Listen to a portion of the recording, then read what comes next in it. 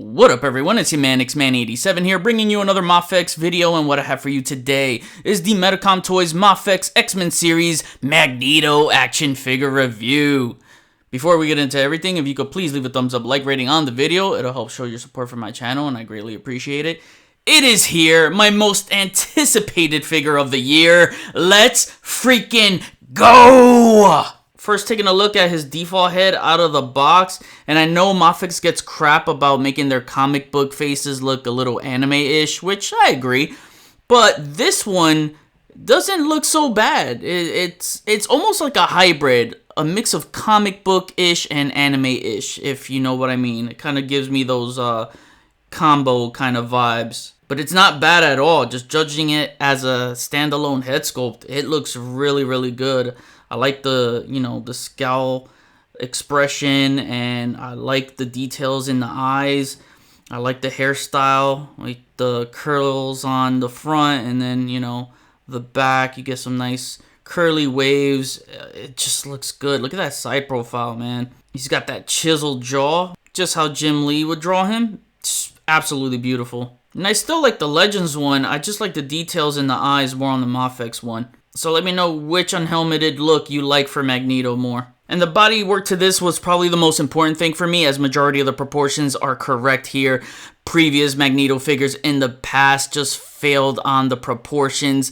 The worst one being the Marvel Legends Toy Biz. That was one of the absolute worst proportionate figures I've ever seen in my life. But one of the most important things to get right for me was the torso area, especially his obliques, because Magneto always had those massive obliques, especially the way Jim Lee drew them.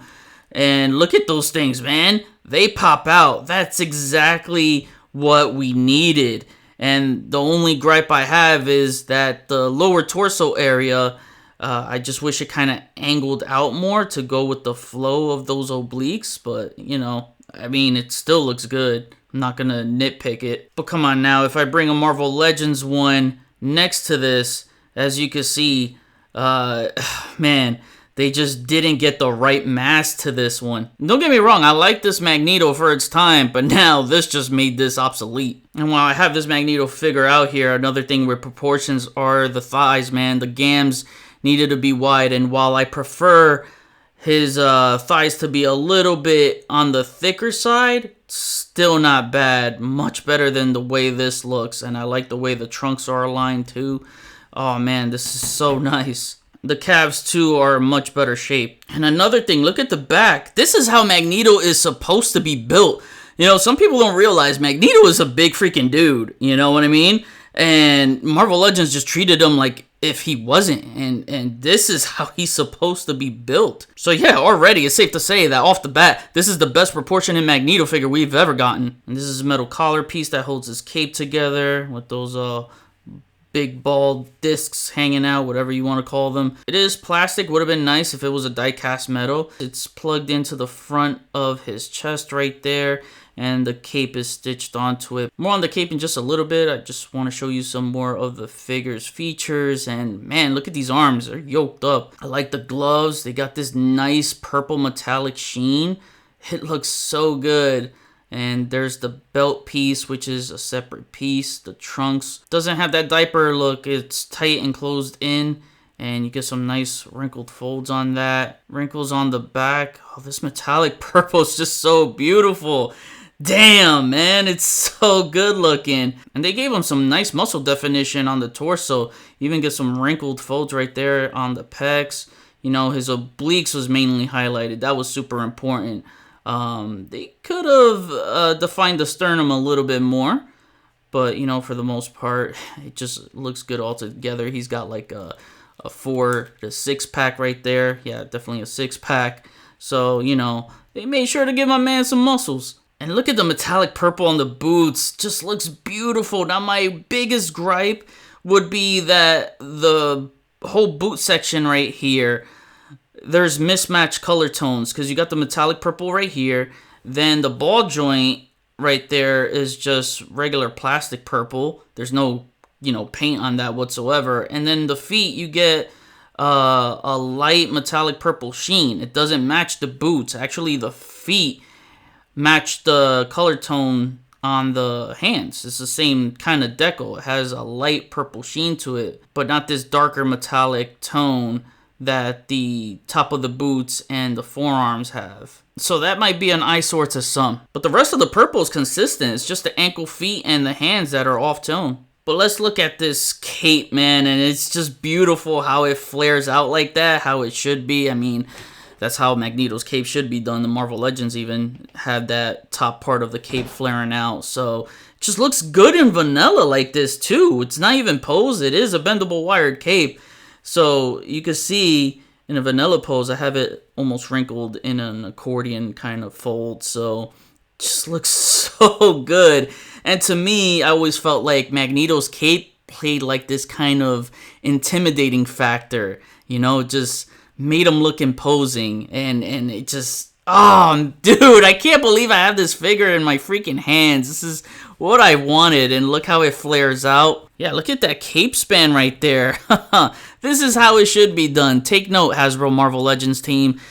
Every Magneto figure should have a bendable wired cape. Alright, time to go over accessories now. Now for accessories, he comes with a standalone helmet, and you cannot put this on the figure, just so that you know it does not work that way. This is just for decoration and display purposes only. This is a nice looking helmet, very sturdy. It's not pliable. I mean, you get a slight bend, but it's not gummy in any way. And then these horns right here, they're surprisingly sharp, so they look really good too. It just feels nice, so I like this. I wish there was a peg though, since you know you can't just put it on his head. I wish there was a peg in there that would connect to a hand if he had an extra hand, so you can make it look like he's levitating the helmet in a way. But I guess you're just gonna have to find a way to get creative with your display. And here's one of his alternate heads with the helmet on and the grinning teeth exposed. Oh, that looks sick. Man, they really are toning down the anime-ish looking faces for the comic book heads. This looks really, really good. And you can see the hair on the back exposed right there. Great paint job, that nice metallic purple sheen. Ooh, it's so sick. And comparing it to the Marvel Legends one with the grinning teeth exposed, you could tell this one is just a million times better.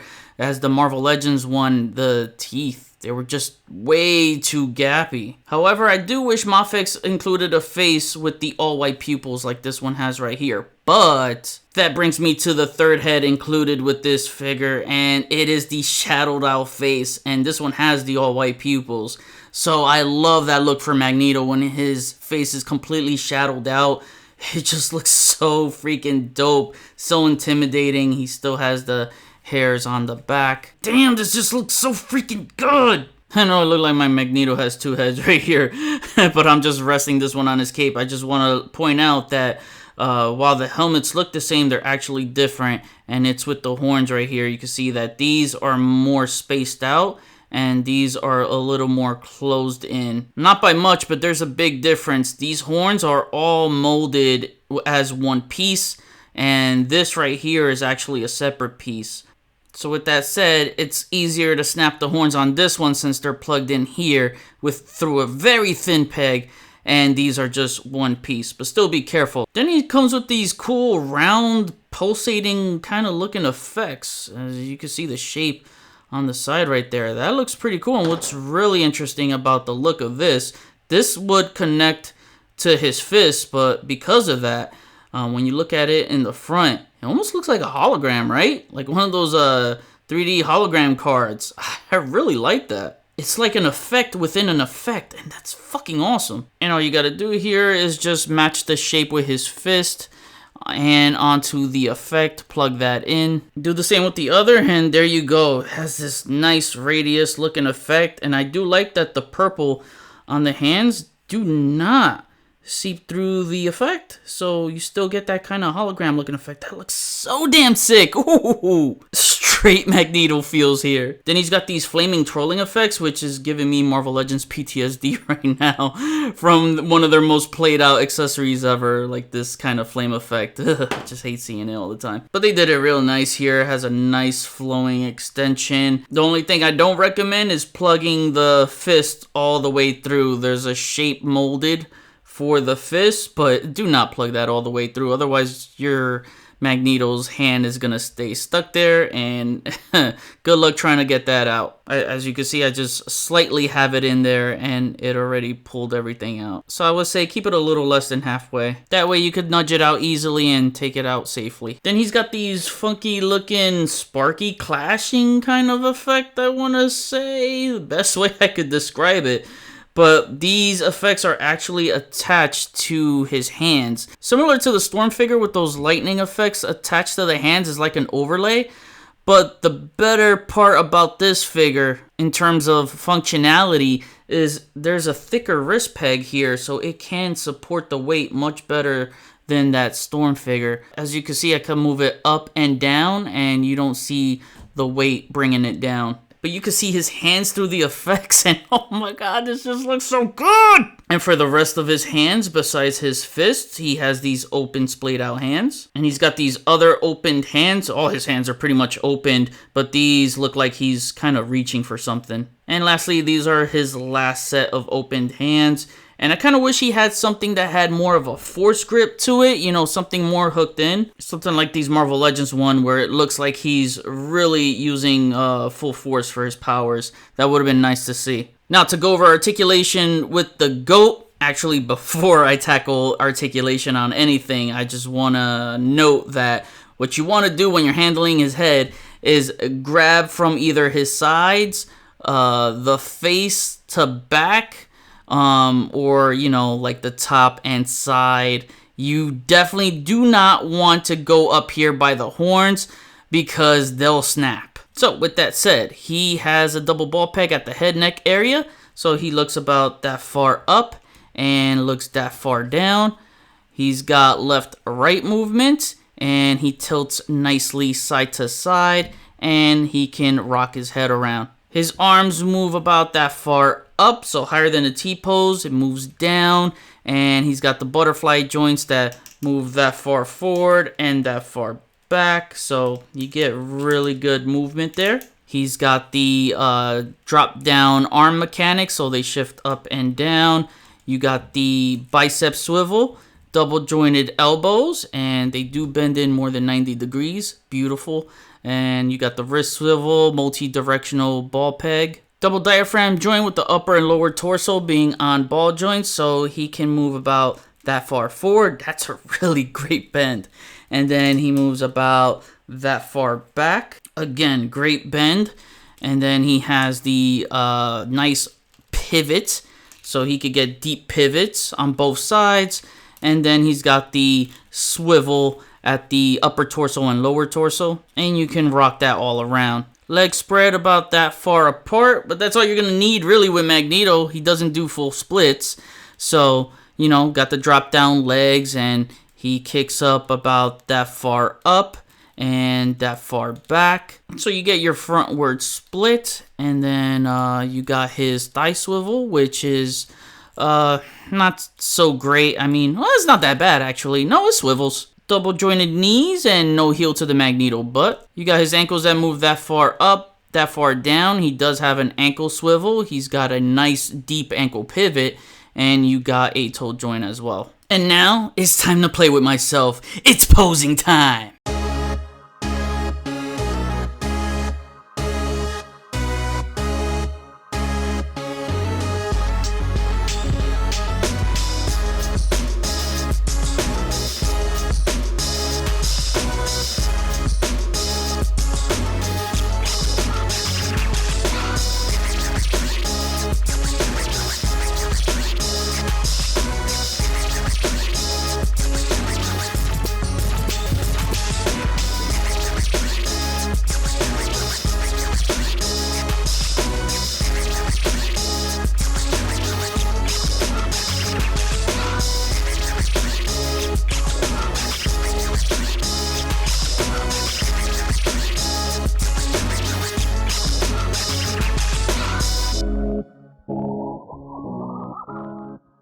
To kick off comparisons, here is the Mafex Magneto next to the Marvel Legends. No contest here, the Mafex puts the Legends to shame. You can see how it exposes all the flaws out of the Legends, from proportion accuracy to likeness, especially the oversized helmet looking extremely goofy.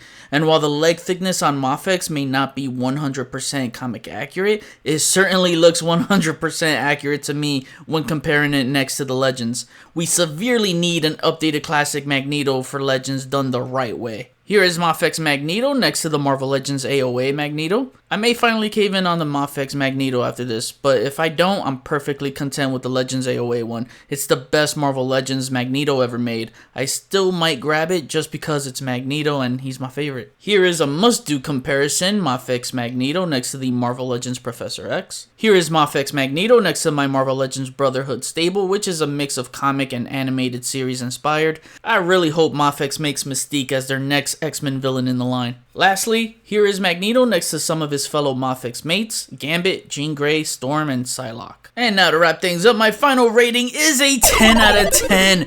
Total awesomeness. That's why he's the GOAT! The GOAT!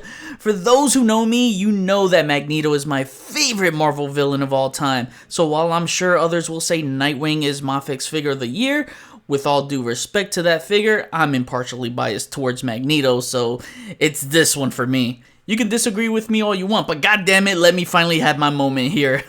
Just for once. It's my freaking birthday at the time this video is uploaded, so feel free to drop some birthday wishes in the comments. I'm literally at all with this figure. It's all I've ever wanted in a Magneto figure, from the multiple options of hands, effects, heads, articulation, correct proportions, etc.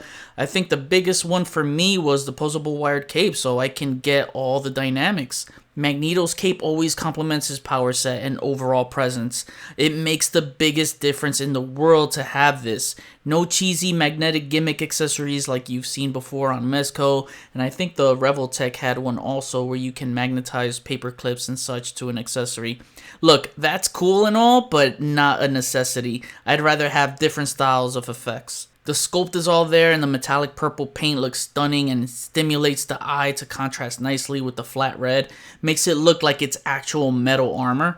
Having this on hand after a while, the off-tone colors on the feet and hands stopped bothering me by looking at it from afar. Maybe my eyes were playing tricks on me, as now I can't tell, but it's not enough for me or anyone to dismantle down. They still have this nice shimmer going on. Regardless, there's just so much replay value with all that it brings to the table. This figure delivers everything that everyone else and I have been wanting in a classic Magneto figure for so long. He's so photogenic. This is the character I love photographing the most because of his power set. The creative possibilities are endless, and I love the photo I took of him. My most anticipated figure of the year, and it exceeded my expectations. We're already halfway into the year, and this has its foot in the bag to be my favorite action figure of the year. Another definitive figure checked off the list thanks to Mafex again, and now this Magneto figure is forever immortalized. My X-Men heart is full. Now I kick it back to you. What do you think of this Mafex Magneto? And if you had to pick only one X-Men villain to be the next Mafex figure in this line, who would it be? Again, you can only pick one, so I'm making it tough for you. Comment below, let me know, we'll chat about it. That was my review. Please follow me on Instagram if you haven't already at xmanny87. Hit the notification bell so you always know when my latest videos are up. Share and subscribe if you're new. See you on the next review. Peace, peace.